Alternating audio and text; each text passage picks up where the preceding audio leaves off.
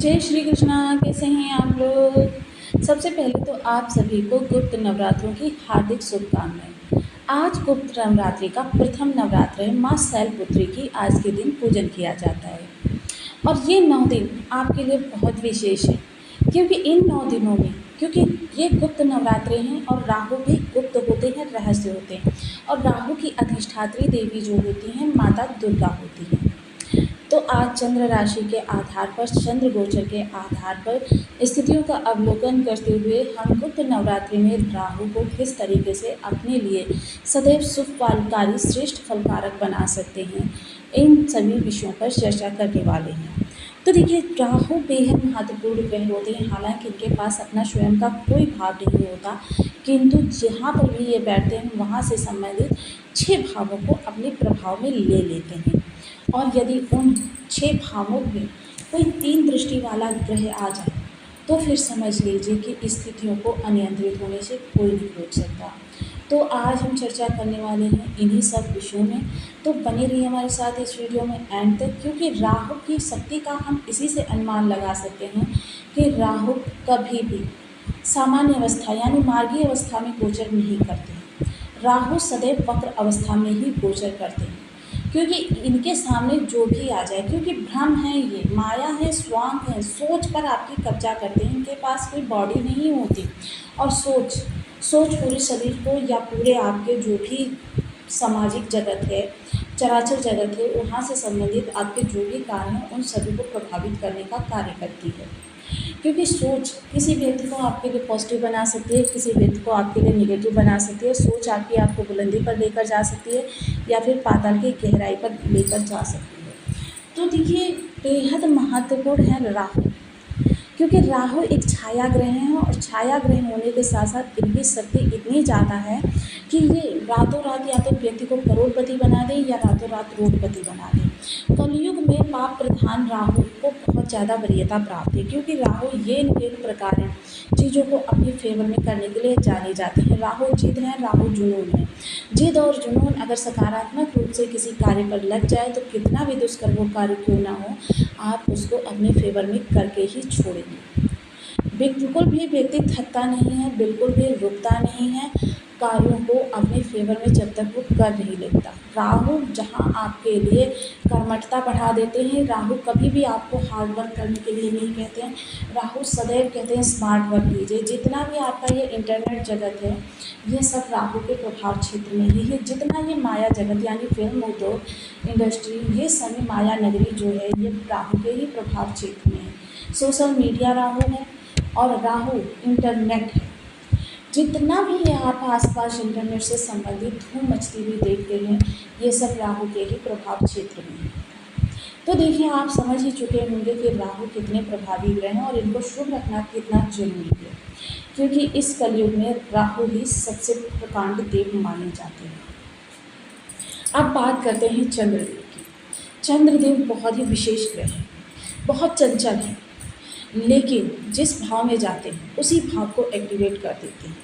आप अगर थोड़े से खराब हुए तो अपनी वहाँ पर थोड़ी सी निगेटिविटी उस ग्रह के साथ जोड़ देते हैं जो ग्रह वहाँ पर बैठा होता है या जो भाव वहाँ पर पड़ता है, फलतः वो भाव आपके लिए निगेटिविटी उत्पन्न करने लगता है। क्योंकि जब एक्टिवेट होगा तभी तो वहाँ से आपको प्रभाव प्राप्त होंगे और चंद्रमा के आने पर ही वो भाव एक्टिवेट होता है। इसलिए चंद्रमा भी बेहद महत्वपूर्ण ग्रह है। आपके जीवन में जितनी भी धन से संबंधित समस्याएं आती हैं उसमें चंद्रमा का ही कारकत होता है। यानी कि देखिए, अगर चंद्रमा आपके थोड़े से भी कमज़ोर है तो समझ लीजिए कि आपका जो मित्र विशेष होगा या जो आपका सगा संबंधी होगा, वो भी अगर आपका 1 रुपया भी ले पाएगा ना, तो वो कभी आपको वापस करने की नहीं सोचेगा। आपका धन ज़्यादातर अटक जाता है, रुक जाता है, आपको पूर्ण पारिश्रमिक नहीं प्राप्त होता है, धन में निरंतरता नहीं रहती है, माता के स्वास्थ्य में सदैव दिक्कत रहती है, या माता के जीवन में एक समस्या समाप्त होती है, दूसरी समस्या प्रारंभ हो जाती है। ये सारी चीज़ें चंद्रमा के ही प्रभाव से होती हैं।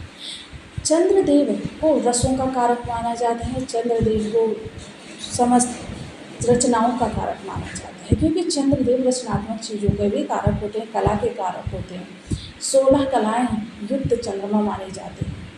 तो आज चर्चा करते हैं चंद्र गोचर के आधार पर। तो बने रहिए हमारे साथ इस वीडियो में एंड तक, आपको बहुत कुछ जानने के लिए मिलेगा। वीडियो बहुत ज्ञानवर्धक होने वाला है। यदि आपकी लग्न में 2 नंबर बना हुआ है तो ये राशिफल आपके लिए, तो कुंडली में कहीं भी चंद्रमा के साथ 2 नंबर बना हुआ है तो ये राशिफल आपके लिए, कुंडली ना होने की स्थिति में आप इसे नाम राशि से भी देख सकते हैं।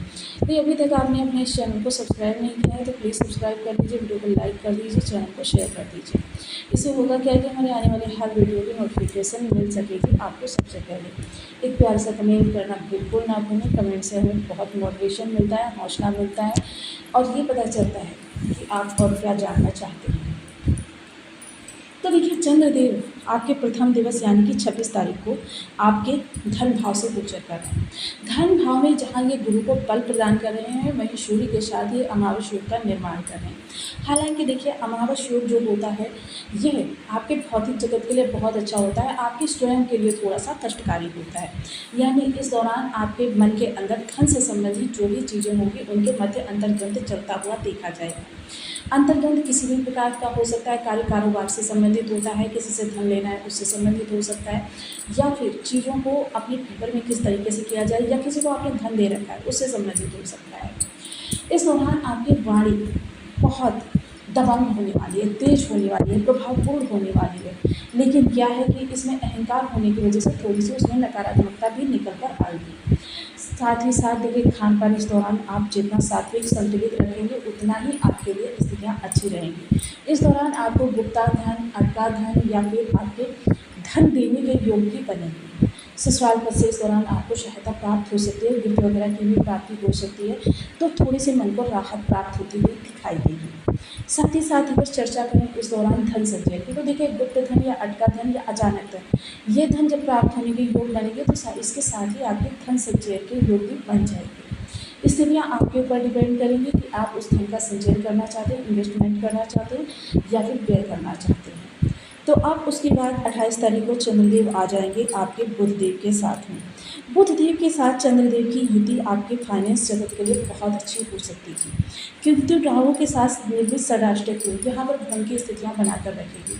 कार्य में बड़े परिवर्तन कर सकते हैं। इस दौरान आप परिवर्तन करें, बहुत सोच समझ कर करें, क्योंकि राहु का धन यहाँ पर लगातार आपके साथ बना रहेगा। लोगों को आप संकीर्ण दृष्टि से देखते हुए देखे जाएंगे। शंका का समाधान इस दौरान परम आवश्यक है।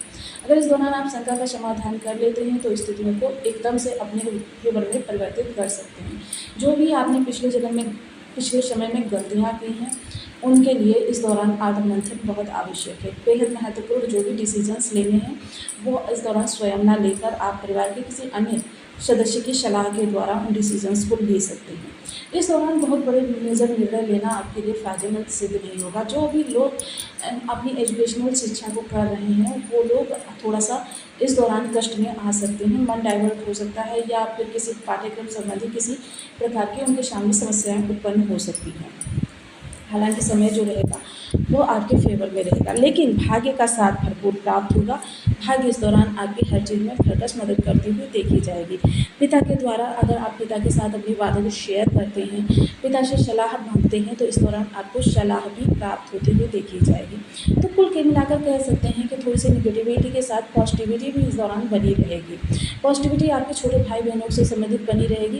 छोटे भाई बहनों के जीवन में किसी प्रकार की समस्या आ रही थी तो इस दौरान आप उसका निवारण करते हुए देखे जा सकते हैं, क्योंकि इसे आप अपनी जिम्मेदारी के रूप में ले सकते हैं। तो कुल मिलाकर कहें तो ये 3 दिन आपके लिए बेहद महत्वपूर्ण रहने वाले हैं। साथ ही साथ इसके बाद में चंद्रदेव आ जाएंगे आपके शुभ भाव में। तो शुभ भाव में चंद्रमा का आना केतु के साथ ग्रहण योग का निर्माण करेगा और मंगल के साथ इनकी युति बेहद शानदार रहेगी। हालांकि देखिए, मंगल के साथ जब युति शानदार रहेगी तो मंगल के प्रभाव में विशेष वृद्धि होगी, जिससे ग्रहण योग का प्रभाव थोड़ा सा दब जाएगा।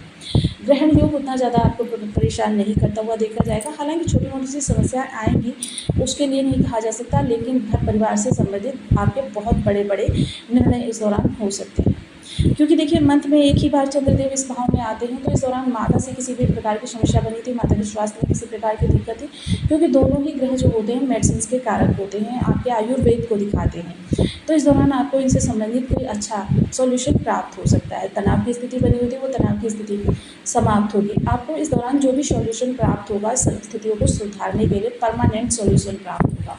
यानी कि देखिए, आप रेंटेड मकान में रह रहे हैं, आपके रेंटेड मकान इश्यू बन रहा है आपकी जगह का, तो इस समय आप परमानेंट मकान के लिए भी अपनी स्थितियों को अपने अनुकूल करने का प्रयास कर सकते हैं, यानी किसी विशेष लोगों के द्वारा मिलकर अपने घर मकान बनाने के योग को भी निर्मित कर सकते हैं।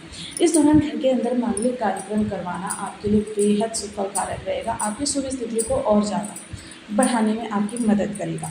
कर्म क्षेत्र से संबंधित इस दौरान राहु जो हैं आपके लिए विशेष योगदान निकाल कर लेकर आएंगे, क्योंकि कर्म संबंधी और राहु की जहाँ पर प्रधानता होती है वहाँ पर चीज़ें आपको गेन के प्रकार हैं।